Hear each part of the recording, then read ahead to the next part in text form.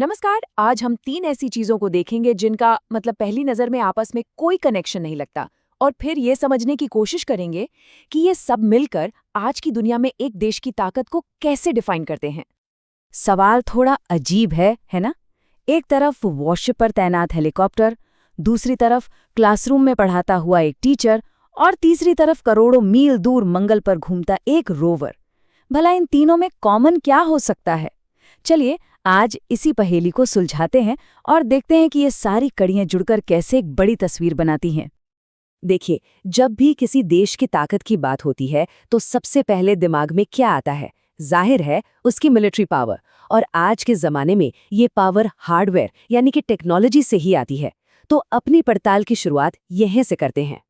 जब हम नेवी के बारे में सोचते हैं तो हमें खुले गहरे समंदर का ख्याल आता है, लेकिन असली एक्शन और असली चुनौती अक्सर समंदर के किनारे वाले इलाकों में होती है। इसे कहते हैं लिटोरल जोन। यहाँ पानी ज्यादा गहरा नहीं होता, जगह कम होती है और दुश्मन कहीं से भी किसी भी छोटी नाव से हमला कर सकता है। ऐसे में खास हथियारों की जरूरत पड़ती है। और ऐसे ही माहौल के लिए बना है MH-60R सी हॉक हेलीकॉप्टर। ये सिर्फ एक हेलीकॉप्टर नहीं है, ये एक उड़ता हुआ शिकारी है। पानी के नीचे छिपी पनडुब्बियों को ढूंढकर तबाह कर सकता है, दुश्मन के जहाज़ों पर हेलफायर मिसाइलों से हमला कर सकता है, और सबसे बड़ी बात, ये इतना वर्सेटाइल है कि इसे किसी भी बड़े वॉरशिप से ऑपरेट किया जा सकता है। अच्छा, यहाँ एक आम गलतफहमी दूर कर लेते हैं।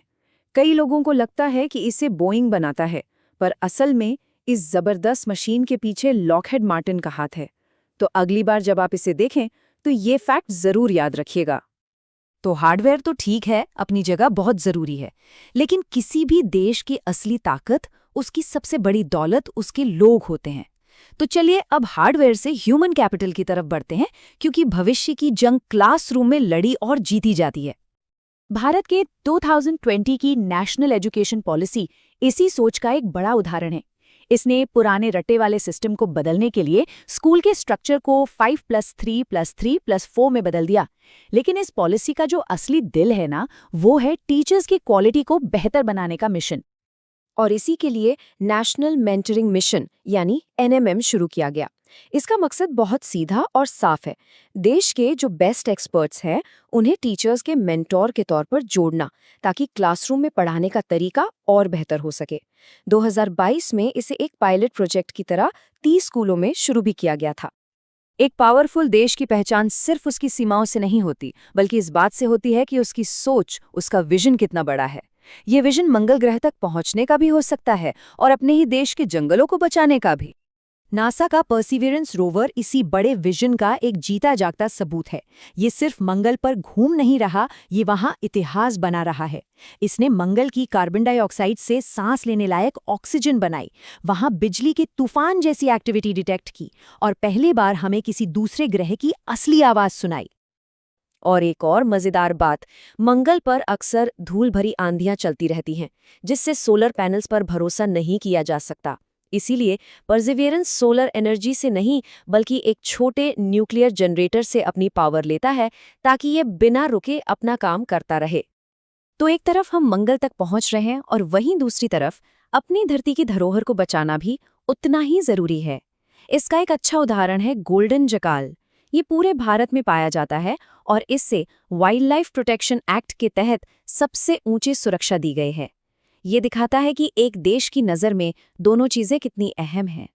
तो हमने बड़ी बड़ी मशीनों की बात की, बड़े बड़े आइडियाज़ की बात की, लेकिन शक्ति का एक और मैदान है, एक ऐसा युद्ध क्षेत्र जो हमें दिखाई नहीं देता।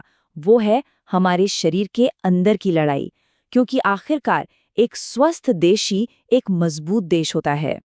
टीबी जैसी बीमारियां इसी नींव को कमजोर करती हैं, और सबसे बड़ी चुनौती है ड्रग रेजिस्टेंस। मतलब जब टीबी के बैक्टीरिया पर सामान्य दवाएं असर करना बंद कर देती हैं, तो वो बन जाता है MDR टीबी, और जब उस पर भी दवाएं बेअसर हो जाती हैं, तो वो और भी ज्यादा खतरनाक XTR टीबी का रूप ले लेता है। और सबसे जरूरी बात यह है कि ये ड्रग रेजिस्टेंस सिर्फ बैक्टीरिया के बदलने से नहीं होता। जब कोई मरीज अपना इलाज बीच में ही छोड़ देता है या ठीक से दवा नहीं लेता, तो वो अनजाने में ही इन सुपर बग्स को और ताकतवर बनने में मदद कर रहा होता है। इस अदृश्य दुश्मन से लड़ने के लिए हमारी रक्षा की पहली दीवार जन्म के साथ ही खड़ी हो जाती है, BCG वैक्सीन के रूप में। ये भारत के यूनिवर्सल इम्यूनाइजेशन प्रोग्राम का एक बहुत ही अहम हिस्सा है। अब ये जो शब्द है लाइव एटीन्यूएटेड, सुनने में थोड़ा टेक्निकल लगता है ना, पर इसका मतलब बहुत सिंपल है। वैक्सीन में बीमारी पैदा करने वाले कीटाणु का एक बेहद कमजोर रूप इस्तेमाल होता है। इतना कमजोर कि वो आपको बीमार तो नहीं कर सकता, लेकिन आपके शरीर को असली दुश्मन से लड़ने के लिए पूरी तरह ट्रेन कर देता है। तो हमने एक हेलीकॉप्टर से कहानी शुरू की और टीबी के बैक्टीरिया तक पहुंच गए। अब सवाल ये उठता है कि इन सब अलग-अलग चीज़ों को एक साथ कैसे देखें? इन सबको मिलाकर आज के समय में किसी देश की शक्ति को कैसे नापा जाता है? इसका जवाब हमें एशिया पावर इंडेक्स जैसे सिस्टम्स में मिलता है। इसे ऑस्ट्रेलिया का लोवी इंस्टीट्यूट जारी करता है। और ये इंडेक्स सिर्फ ये नहीं गिनता कि किसके पास कितनी मिसाइलें हैं, नहीं, ये 131 अलग-अलग पैमानों पर किसी देश को परखता है। इसमें मिलिट्री ताकत, इकोनॉमी, डिप्लोमैटिक असर और यहाँ तक कि देश का हेल्थ सिस्टम और आंतरिक मजबूती भी शामिल है। और इन सभी चीजों को मिलाकर 2025 के एशिया पावर इंडेक्स में भारत को तीसरा स्थान दिया गया है। ये दिखाता है कि आज पावर का मतलब सिर्फ हथियार नहीं, बल्कि इन सभी पहलुओं का एक मिला-जुला रूप है। तो हमने देखा कि कैसे एक वॉरशिप का हेलीकॉप्टर, एक टीचर, एक मार्स रोवर और एक वैक्सीन, ये सभी एक राष्ट्र की शक्ति के अलग-अलग लेकिन जरूरी हिस्से हैं। और ये हमें एक बहुत बड़े सवाल पर लाकर छोड़ता है। जैसे जैसे टेक्नोलॉजी, एजुकेशन और हेल्थ आगे बढ़ रही हैं, आने वाले कल में किसी भी देश की ताकत का सबसे बड़ा पैमाना क्या होगा? इस पर सोचिएगा जरूर।